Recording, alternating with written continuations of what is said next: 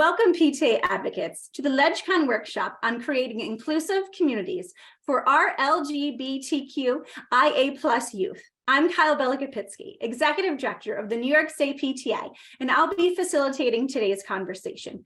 Throughout our discussion, you'll hear from fantastic state PTA leaders, board members, and committee chairs from Florida State PTA and New York State PTA, who are going to share meaningful strategies to really help establish safe, supportive, and inclusive environments for our youth, really discuss and gain tools on building allyship and supporting inclusive and affirming spaces for young people. And we're really going to dig in and truly learn how to become advocates for our LGBTQ IA+ youth in your community and our schools and our units. Before we get started, I want to introduce you to our fantastic group of panelists from around the country who are going to bring really their knowledge, their experience, and their practices right into your screens, into your homes this evening, who are going to be leading today's conversation. Today, we have with us Carolyn Nelson-Godert, who is the fantastic state president from Florida PTA. Welcome, Carolyn. We have Kim Blasiak, our outreach coordinator and our member of our board of directors from New York State PTA. We have Dr. Nicholas Nelson-Godert, who is the diversity, equity, inclusion, and justice chair from the fantastic Florida State PTA. We have Numika Sugo, who is the diversity, equity, and inclusion coordinator from New York State PTA. And then lastly, but not leastly, surely, we have Dr. Nancy Lothar, who's the legislation chair of Florida State PTA. Welcome to our fantastic panelists. Thanks for being here with us this evening. Now, as we get to know you better through this 45-minute conversation that's going to go so fast, let's really dig in and discuss how we can create these inclusive communities for our youth. We're going to kind of talk to each presenter for about 3 to 5 minutes as we go forward as they share their ideas. Carolyn, I'm going to start with you as our state president from Florida. You are right in the thick of things in Florida. You have seen firsthand on how legislators are really ramping up efforts to stigmatize LGBTQ+ youth in sports, implement K-12 book bans, limit access to gender-affirming healthcare services, all of which ultimately and unfortunately create environments that feel unsafe and unwelcoming to our youth people and our young across the country and in your state. Can you walk us through what you're seeing as a state leader and helping your units cope and helping your youth cope with happening in Florida? What advice can you give us as a Florida leader in terms of policies that are targeting LGBTQ+ youth, and really how and what is the impact of those policies are having on young people throughout your state and really in other parts of the country? I know that's a lot in a question. That is a really big, bold, bodacious question that I'll try and answer. So I'll start with the book bans. It's really impacting not only our students, but our teachers as well. We have teachers that have spent years building up classroom libraries, a lot of it with their own personal funding. Now to be told, cover up those books, get rid of those books until each of them is approved by some entity, and it varies per county, who says that that particular book is okay. One of the things that we know is important for our students is to have a whole education, not just a piece of education, not to have someone say that what actually happened historically is not factual. And that's exactly what's going on here in Florida now. A part of that comes from the banning of the revision of the AP African American History course, where it talks about it containing historically inaccurate information. The same thing is being said about the books that are being banned, that they don't reflect history as it actually was. Unfortunately, what we have found is that it's not reflecting history that in a way that makes some people comfortable.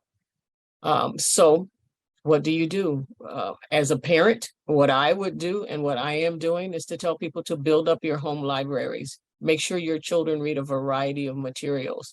Do not allow state policies and politics to create a generation of children who are ignorant, using ignorant in its actual term, meaning without knowledge. So parents, unfortunately, the way things are right now, must bear the brunt of some of the education of their children. And we know parents are their children's first educators, but now the load is going to be heavier for parents when it comes to book banning. There are other policies and legislation that are going on in the state that are working against our LGBTQ plus students and their families. We have the issue with public restrooms.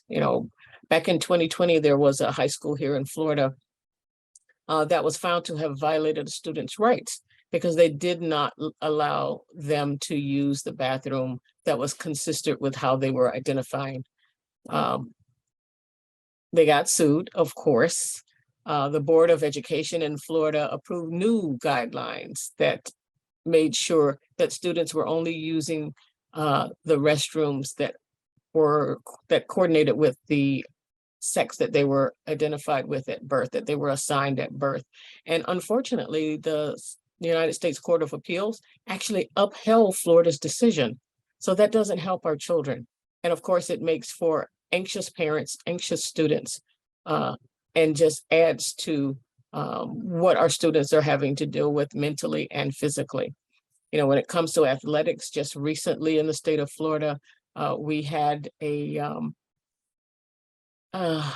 issue with the students who are female being told that they would have to tell school administrators, their coaches, when they were on their menstrual cycles. Not a good thing. Of course, such an invasion of privacy, such a violation of HIPAA. But fortunately, that one has been scuttled and is no longer a requirement. We have a bill that is currently law that transgender women and children, women and girls cannot participate in any sport that is designated as a female sport because they would have an advantage. Florida PTA, of course, did not concur with that. And we sent out information and a press release saying this isn't something that we support. In all of the cases where there is legislation that does not affirm students who self-identify, however they self-identify, Florida PTA has been very supportive in making sure that we let the public know where we stand, even though we recognize we have members who fall on both sides of the political arena. We recognize too that as an association who believes that we're supporting every child, that we must do that. So that's what we've been doing. We've sent out press releases when it comes to healthcare, because we know that as of, I think it was, and Nancy, you'll correct me, please come off mute and correct me, please. As of November, there is no healthcare when it comes to gender affirming healthcare. We are trying to make sure that our members are informed and engaged and advocating for all of the things that their children need when it comes to the LGBTQ plus population. And we do that, again, through press releases. We do that by being part of organizations that are supportive and a part of this community. Equality Florida has been a long-term partner. PFLAG, who we are a part of through some of our local units and county councils, we work with them because like-minded groups working together are stronger than us working alone. And we recognize that. We know that National PTA has information out that supports our students, that supports a whole education, that does not support book banning, that does not support not providing gender affirming care. We make sure that our members are aware of that, and we support each student. And Carolyn, I have to say on behalf of PTA and certainly New York State PTA, know that we stand in solidarity with all of the work that you do. It is times like we have these conversations that we are very fortunate that we do stand in New York, where we certainly have different principles on many of these issues, and know that, you know, we are here to support you and certainly all of your work that your members are doing to support every child with one voice, because that is what PTA is. And I'm really, really happy that you were here and happy that your association is, I'm so proud, and I know know, all of National PTA and all of the state PTAs are so proud of the work that you're doing to support each and every one of your students. So kudos to you. I'm going to transition to Namiko Suga from New York State PTA, just to talk a little bit about the strategies that PTA is doing to really establish safe and supportive, inclusive environments for LGBTQ IA+ students that are identifying youth, specifically highlighting New York State PTA Pride. And what does that look like in New York? Certainly a different conversation than what's happening right now in Florida. And what work is New York doing in that space now that may be helpful for other parents and families and PTAs around the state to hear? Namiko?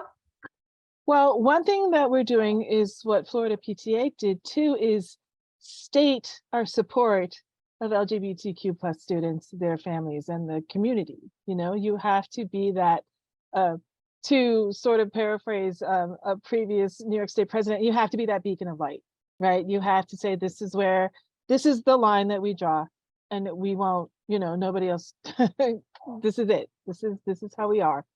And we make that visible in our website, on our press releases, and certainly with the New York State Pride PTSA, we kind of made waves because we were the first in the country, the first state association to have a statewide unit. It was, forgive me if I'm wrong, Kim Blasiak, because she and I kind of, I don't want to say spearheaded, because it was a group, you know, it was a group effort and it was a lot of work, but it's not that hard to do. So I encourage other states to do it. We had some not hard and fast rules, but we did have some rules that it was not going to be just another PTA unit, that it needed to be either, you know, it had to be filled with members of that community, you know, and we needed their voices. We weren't going to be a PTA for them. And I think we'll touch upon this later, but we had to be allies, and good allies elevate voices, right? We provide that platform. And that's what was important to us when we started our statewide unit. And so, you know, the typical things of a good PTA unit, the nominations committee had to do their work, and they had to coordinate with the bylaws chair and you know, all of that. So that's almost typical work, but what was not is our purpose. We are dedicated, and I have to give this shout out. We do have a local Long Island Pride PTSA, and we had one for quite a few months before the statewide unit. Same thing. We are filled with people who want to support and want to be a resource. But just to declare that here we are here, we are helping these students, and this is a PTA thing. And if you do not agree with what we're doing, this is PTA. National has it on their website too. We support, and you know, gender affirming care. There is so many things that we support. New York State PTA, we wrote a resolution specifically supporting transgender children and youth. And you have to be public, and we want it to be public and visible. So parents who had questions can go to our website or reach out to me or reach out to Kim, reach out to Kyle. I'm sure you get emails all the time saying, you know, I need help. Where can I turn? You know, can you give me some guidance? And we don't do this alone. You know, New York State Education Department, I think, is coming out with even more guidance that's even strongly supports transgender children and youth. So that's helpful. But, you know, you have to stand strong, and you have to be that light, and you have to be that voice for all children, yes, but equity demands that we be the voice for those children who have less of a voice, and who other people think are less than, because they're not. One common theme that I heard from both you and Carolyn's so wonderful comments is really this thought of a whole child, and treat every child and support every child where we find them. And that's a really great transition to Dr. Nelson Goldert when we talk about allyship. And I want you, Dr. Nelson Goldert, really to talk about that and really discuss how we can educate members on the importance of building that allyship for especially our LGBTQIA+ youth to really improve school and community environments where some of our children and some of our students sadly and unfortunately may not feel safer or really feel visible. What does that look like in Florida? What does that look like for you and your area and your region and your state? Thank you. To expand on Namiko's point, allyship is really essential to reaffirming PTA's values in support of every child, one voice. And we also see that allyship is especially important given the basic demographics of the country and Florida in terms of gender identity and in terms of sexual orientation. So we see that about 7% of Florida students identify as part of the LGBTQ community. So the vast majority of students do not identify as being part of it. And if we look at the adult community as well, we see that it is not only at that range, but even further in terms of self-identification. But if we look at even more recent numbers, we see that the percentage who identifies as either trans or non-binary is about 5%. So that is actually expanded from what we see from 2019 in just the span of a few years.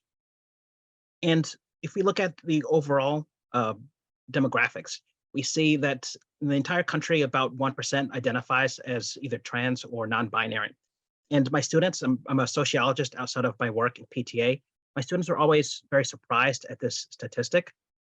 But if we zero in and if we split it by age, we see that it's actually much higher for the 18 to 29 cohort, and it's even slightly higher for the cohort who's in middle school as well as in high school.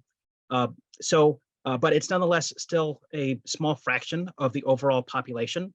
So it's essential to have allyship in order to defend LGBTQ students, identified students, from communities and groups who may not have their best interest at heart or who may not understand the difficulties that people who are part of the community go through.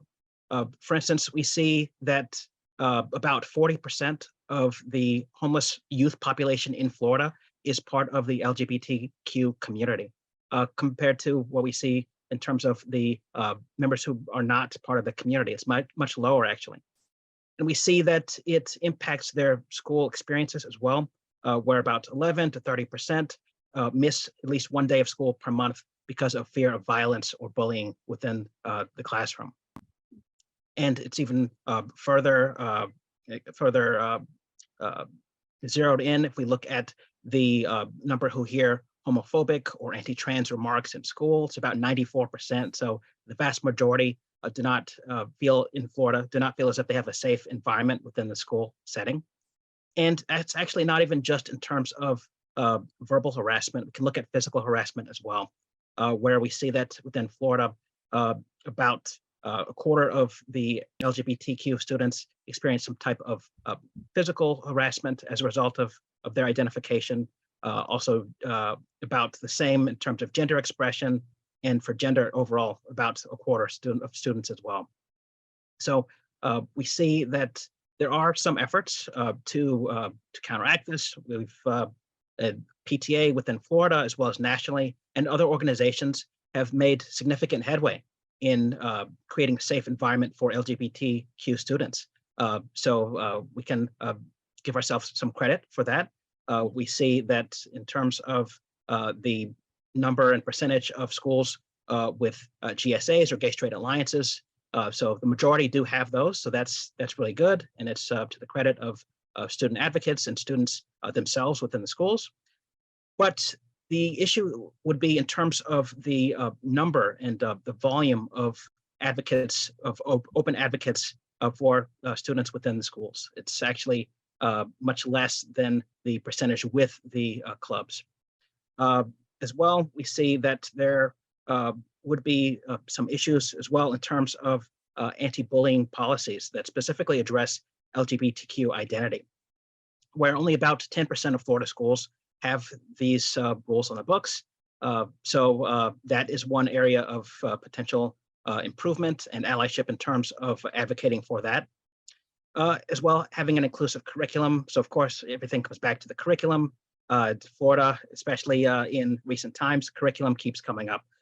So trying to create a school environment where not only is there tolerance, but there's an embrace of different gender identities and different sexual orientations within the school setting. So be able to learn about Harvey Milk and other individuals who identified as part of the LGBTQ communities and are important within history. But overall, the importance of allyship comes down to acknowledging the demographics, as well as acknowledging the issues, and seeing that in order to protect LGBTQ students, we have to come together as an entire community, nationally as well as within Florida, and acknowledge these challenges. And to see these challenges not simply as school challenges, but as challenges for a demographic overall, because we see these challenges as not only for youth, but also extended into adulthood, where LGBTQ identified adults also experience health disparities as a result of discrimination, such as in terms of days missed from work, likelihood of a depressive disorder, likelihood of binge drinking as well. So by coming together, by partnering with outside organizations, as well as advocating for policies that help LGBTQ identified students, we can create a better community, a better country, and hopefully a more successful adulthood for LGBTQ identified students. And Dr. Nelson-Goddard, these were fantastic and so alarming statistics. I mean, fantastic in the fact that we needed to hear them. This is such an important conversation. I'm so glad you discussed them. This is such a great conversation for us to have. I'm going to put you on the spot and ask that you please send them to us. Namiko, please, let's connect so we can get these on our website. National PTA will make sure that we share them as well, so we can all be really informed about these critically alarming statistics about our LGBTQIA+ youth, and both the mental health and the physical health that we have to focus on for them. So let's promise me we'll do that together, so we can continue to share this information. That's very critical information we have to know as PTA leaders. I really appreciate you bringing really that scientific perspective when we talk about allyship, when we talk about the reasons why we need to do this work. I think that's very important. So we're going to do that together. Thank you for that perspective. I'm going to transition to Kim now and come back to you in a little bit. Kim, research, as we all know this, we've been doing this work for a long time now, tells us that as Dr. Nelson-Goddard said, alarmingly, again, Kim tells us, or research tells us that LGBTQ+ youth are at greater risk for anxiety, depression, suicide, suicidal ideation, substance use, discrimination, harassment, bullying. As this national conversation happens, and it happens in our states, it happens around our units, it happens around our boardrooms as PTA. We continue to support and be concerned about gender identity, gender expression, and how we can support our students, our trans students in particular, as that concern continues to grow. How do you suggest as parents and families, right? Let's talk about that parent voice, because I know you are one of many children. They're beautiful children.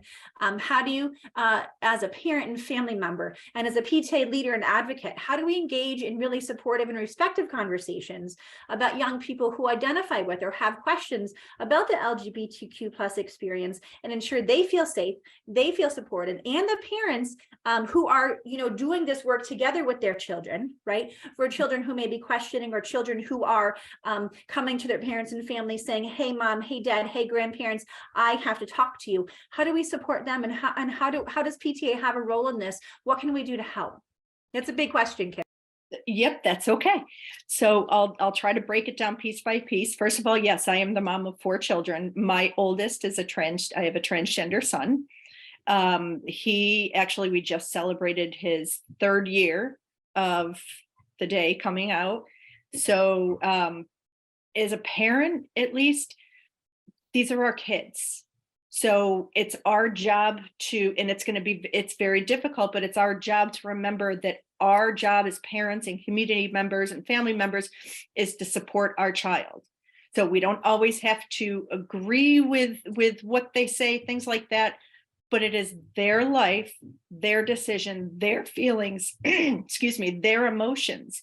And as a parent or family member, when you invalidate their feelings on this, because I have had conversations with students who have said, oh, I've don't really talk to my family about it because they say, oh, everyone's doing it nowadays. It's just a phase or something happened. That's taking a piece of that child away. Like, because then that's one less person that they feel really believes in them and trusts them and supports them and respects them. And it is our job to just listen.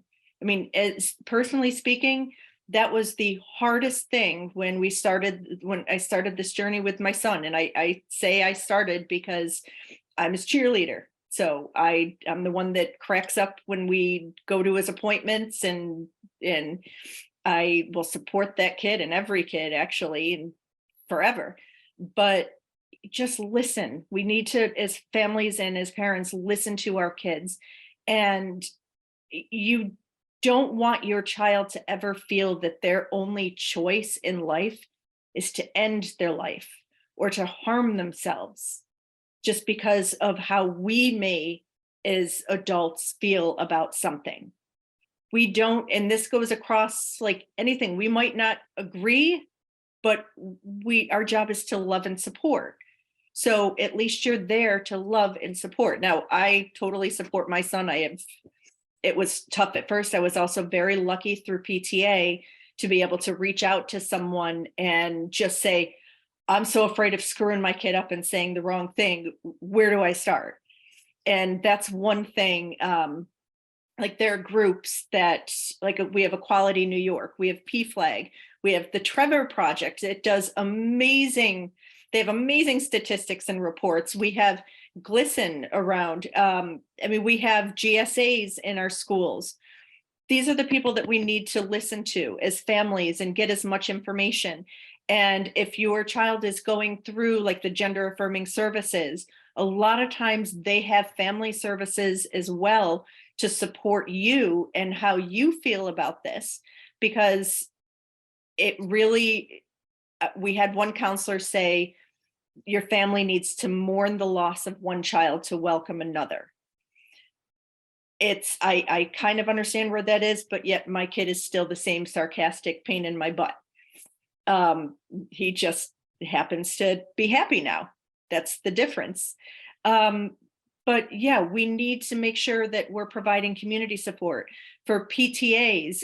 Like Namiko had mentioned, we have pride units that are starting to charter in New York State because it's something that they see a need. And it's not, I struggled with this at first because I'm one of those diehards that every child, one voice. We cover every single child in PTA, no matter what. That is our job. I take it very seriously. But sometimes, like it was said, some groups aren't really supported as much as they really need to be. And that's the equity part that comes in, that we need to make sure that we're there, because I'm a very huge believer in every child that goes to school needs one champion in a building.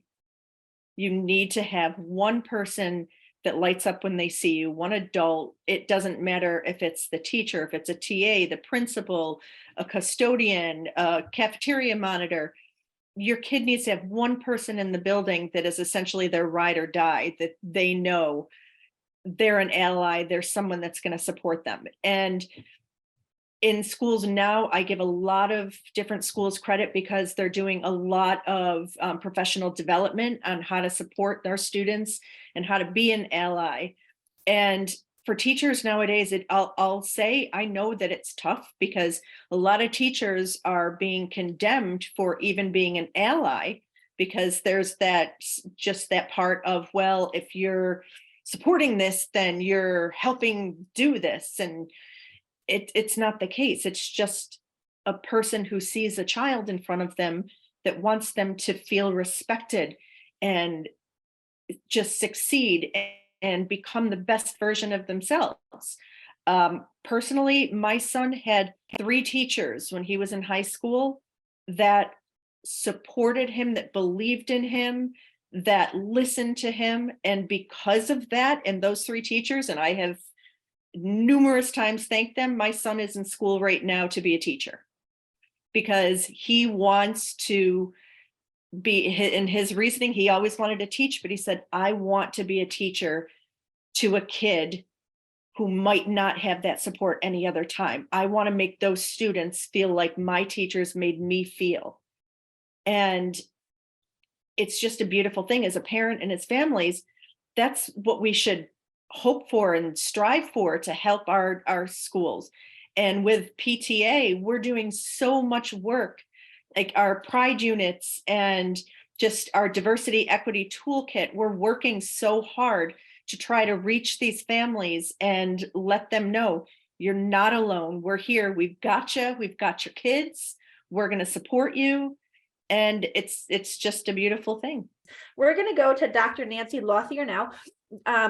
Big question here for you. So as PTA advocates to prepare to speak with local, state, and federal legislators to really advance these affirming policies that we know we need for our students, and defeat harmful policies that we know we need to do, right? This is the work that we all need to do on the Hill and in our state legislatures and in our communities, and unfortunately in some of our school buildings and school districts.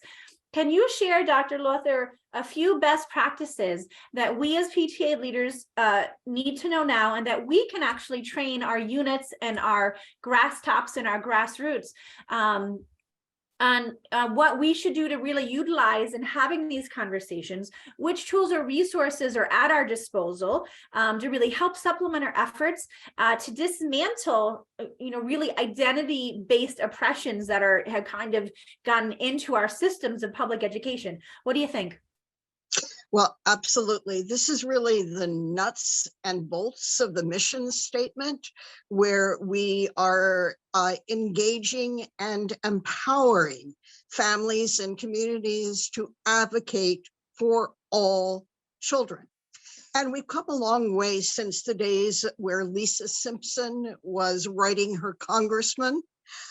We've got a lot of different tools, but before we can use those tools to advocate, oftentimes we have to use them to educate, because not only our PTA members, our administrators, our school board members, our local officials, but even our legislators are woefully ignorant on many issues that impact the LGBTQIA+ community. So we pull out all the stops: newsletters, webinars, in-person PTA meetings.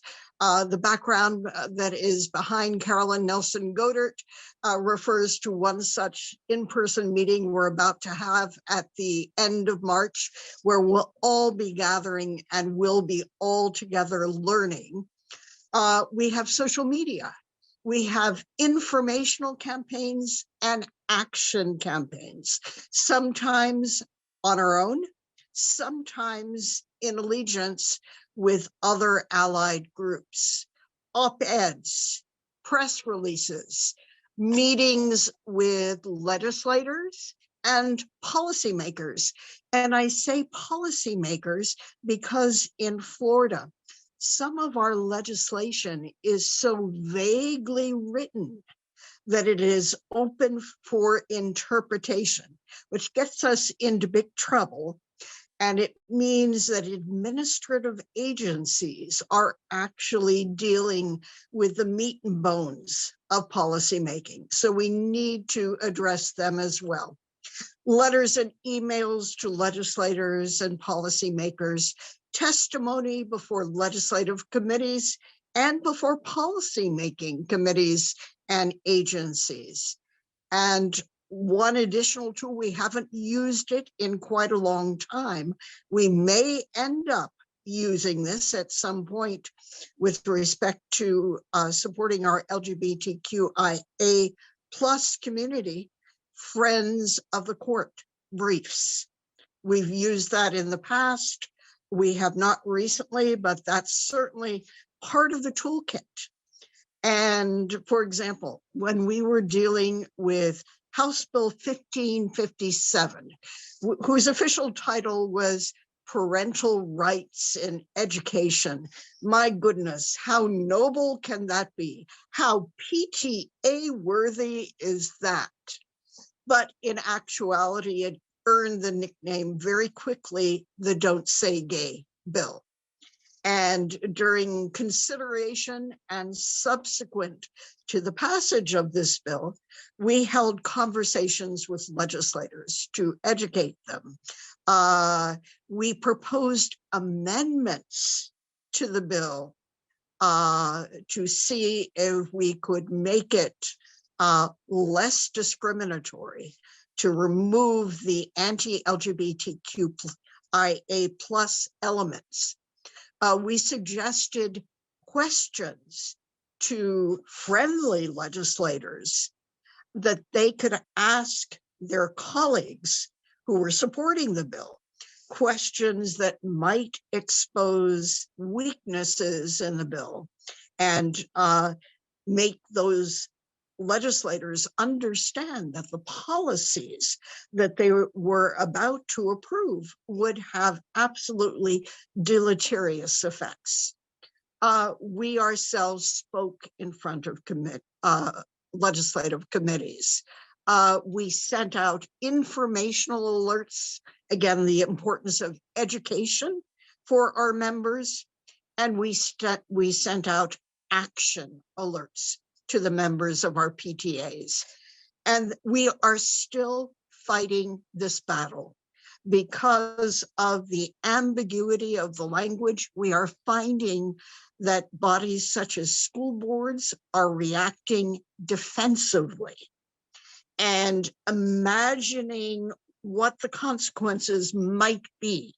So, for example, in one of our largest counties, in fact, our largest county, Miami-Dade County, there was an enormous kerfluffle about recognizing LGBTQ History Month.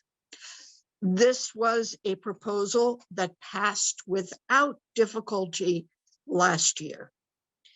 This year, there were 8 votes against recognizing it to 1 vote in favor. And of course, we have the removal of books in multiple counties.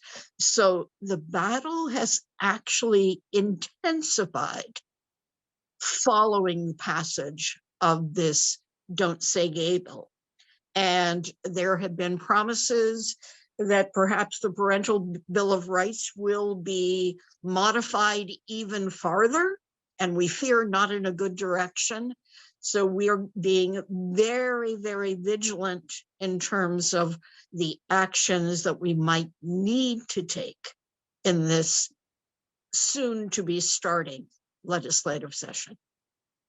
One thing that we as PTA, on behalf of our president, Anna King, our president-elect, Yvonne Johnson, every child, one voice, making every child's, potential reality. That's what we do. It's not some children and it's not some history. We are going to continue to fight that. This is a civil justice issue. This is the issue of the day, alongside, our other civil rights and civil justice issues that we fight each and every day for PTA. I'm going to give you a question to think about while I talk, because we are actually nearing our time, if you can believe it. I want everyone to think about one homework assignment you're going to give everybody after I get done talking. One homework assignment that they're going to do when they're done with this Zoom, that you can say, hey, here's what your next step is as a PTA leader. Here's what I want your takeaway is. Here's one actionable thing you can do with your unit or your board of directors or your region or your council or your district. One thing that you can do. Before we have some of those closing comments, I really want to thank each of you and each of our panelists for joining us and leading this critically important conversation on supporting our LGBTQIA+ youth in our communities. And I want to give you that opportunity to have those closing thoughts. I'll of course start with our Madam President, and to talk about really creating those welcoming and supporting environments, both in our school buildings, both in our communities, both around our board tables, both in our districts, our regions, our councils, building that allyship that Dr. Dr. Nelson Goddard so eloquently talked about really advancing affirming policies that, Miko talked about, really, talking about engaging in respectful conversations, that's, Dr. Lothier and Madam President talked about. And then again, how can we best support those parents and families and students themselves that Kim talked about?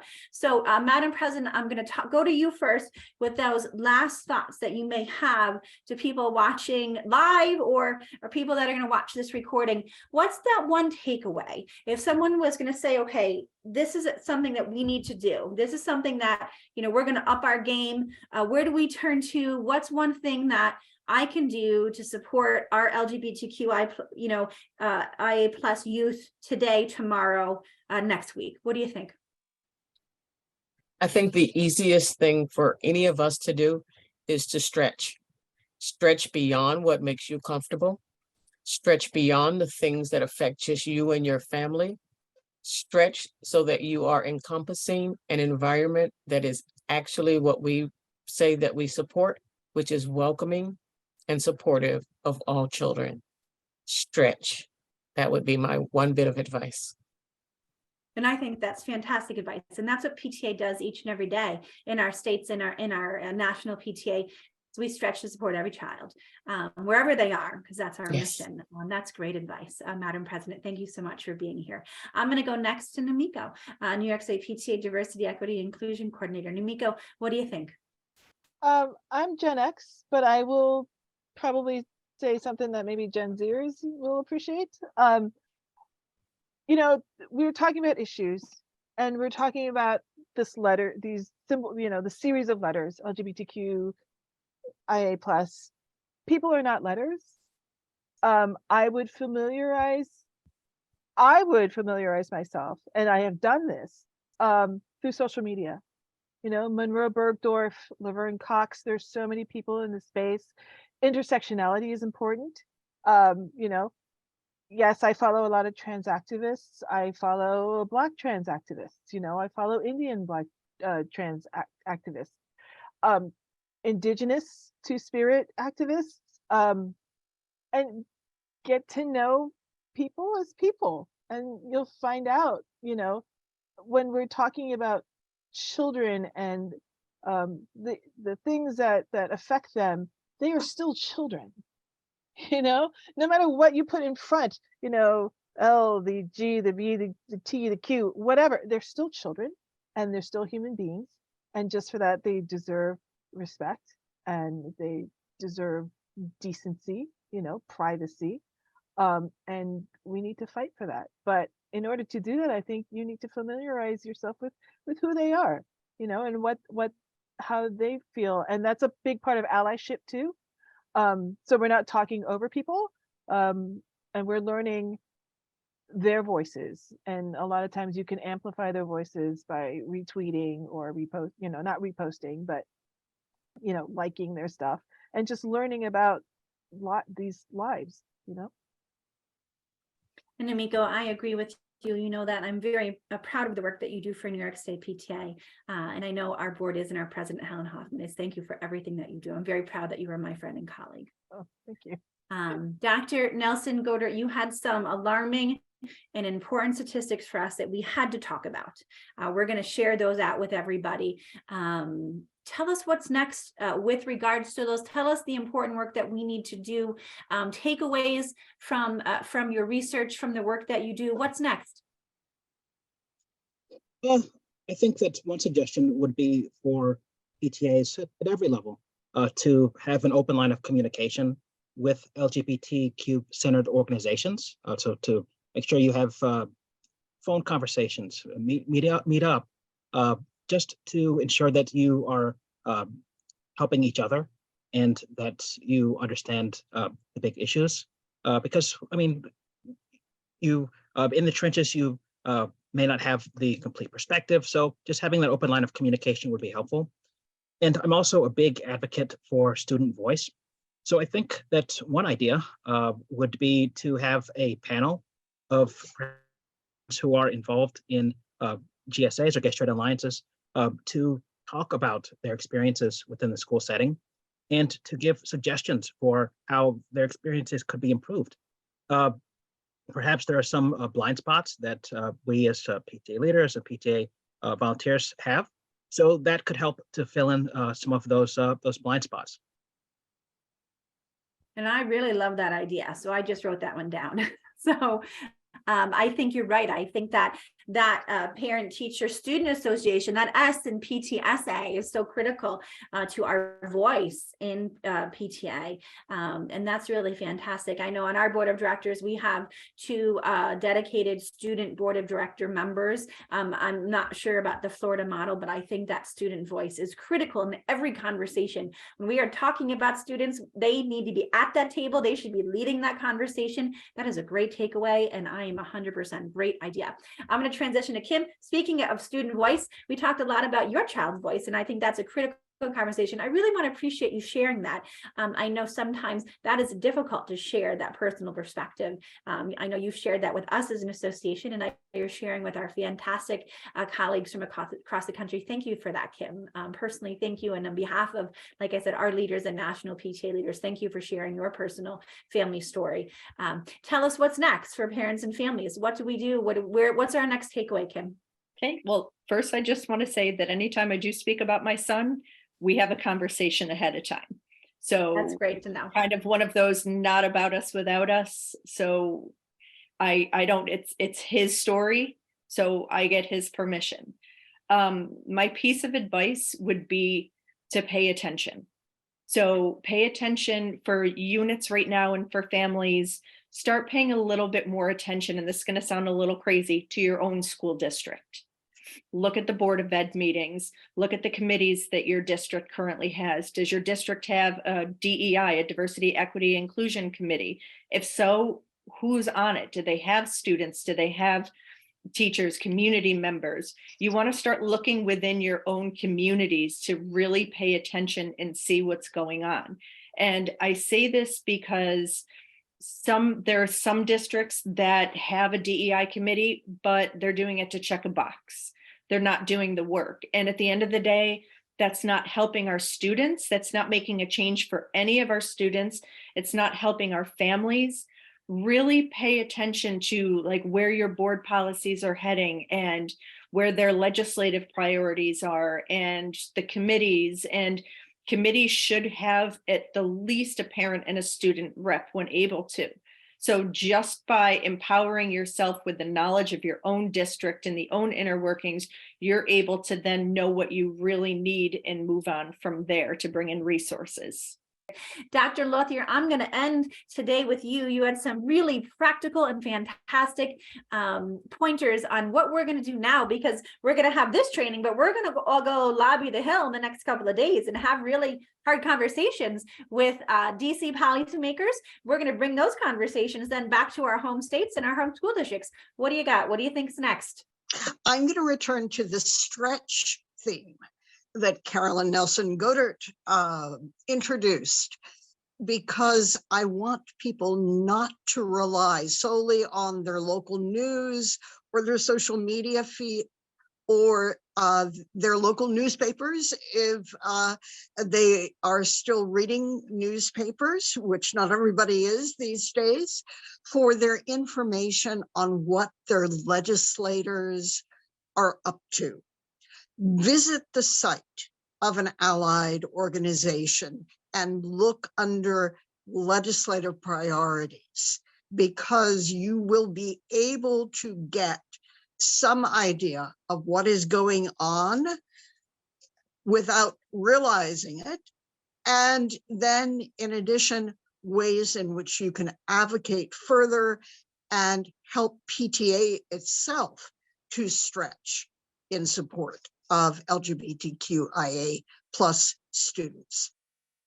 And here, my friends, I'm going to wrap things up and say on behalf of our national president, Anna King, our national president-elect, Yvonne Johnson, our fantastic Florida president, who has joined us today, Carolyn Nelson Godert, our New York State PTA president, Helen Hoffman, all of our boards of directors, and there's our fantastic panelists. Thank you for joining us here today. We are so proud to be able to discuss what's happening in Florida and New York State, really to support our LGBTQIA+ youth, how we can be allies, how we can support them, support our families, support support our communities.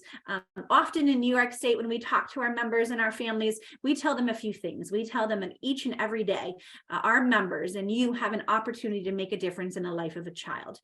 There is no day that should pass when you don't ask yourself how you're going to make that happen. What can you do? What can we do as PTA to make one child's life better each and every day? Every day, 365 days a year, every hour, 24 hours a day. That's a lot of hours and that's a lot of days that we can actually be change makers, that we can actually be dream makers. See, we know at PTA that not every family has the capabilities to see that every single dream of their children is fulfilled, but that's what we do. See, that's what PTA does. We're the dream makers, we're the change makers, and we support every child with one voice, because we support every child, no matter their race, no matter their income, no matter their ethnicity, no matter their immigrant status, no matter their language spoken, no matter their gender identity or expression. We support every child with one voice. I'm so glad that you can be here with us tonight, this evening, to join us for this fantastic conversation on how we can support every child. Thank you so much. Have a wonderful day.